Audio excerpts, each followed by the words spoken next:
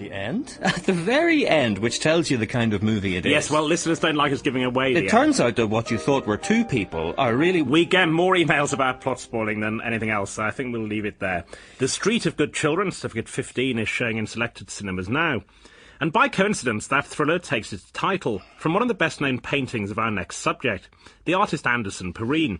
Born in Washington, D.C. in 1932 to an Anglo-French mother and an American father, Perrine emerged in the early 1960s as one of the most accomplished painters of the generation that followed Matisse and Braque, although he's relatively unusual in having changed style dramatically, from figurative portraits and landscapes to abstraction, in middle career in the mid-80s. We don't know why, because strikingly against the spirit of the cultural age, Perrine has never given an interview. Indeed, the only photo of him that exists is from a college yearbook. The major new retrospective at Tate Modern, curated by Perrine's longtime friend and rumoured posthumous biographer, Professor Augustus Black, features work from across his career. But even before it officially opens, the show is proving controversial.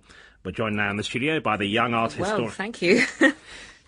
Well, by the standards of art historians, you are. I suppose. By the young art historian Dr. Aine McCartney, who in a series of articles and lectures has questioned Professor Black's interpretation of Anderson Perrine's work and career. Dr. Callaghan. Emmy, please. The new Tate exhibition is called Perrine Revealed, but you've argued that the title should be Perrine Concealed. Why? Well, I think Professor Black has constructed a screen, as thick as the layers of oil in some of the paintings, in front of what Anderson Perrine did and what the pictures really tell us. The distinguished historian insists that the work has no hidden meanings. Amy.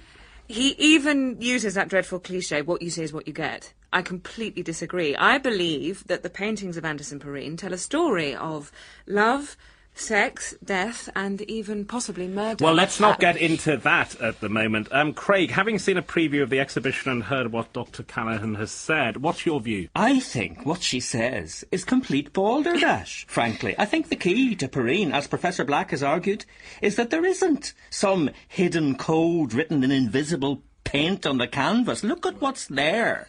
The brushstrokes, the perspective. The Da Vinci Code was rubbish enough, but her attempt to write the Perrine Code is even worse. Another friend of Professor Black's, I take it. That's cheap. Although, actually, I have to say... Professor Lucas. I did wonder, Dr. Callaghan, if you might be vulnerable to the suspicion of being an enemy of Professor Black's. Absolutely. Were you a disgruntled student under him somewhere? I'm not quite sure what you're suggesting. I've never even met him. In fact, if you really understood the subject... Sample complete. Ready to continue?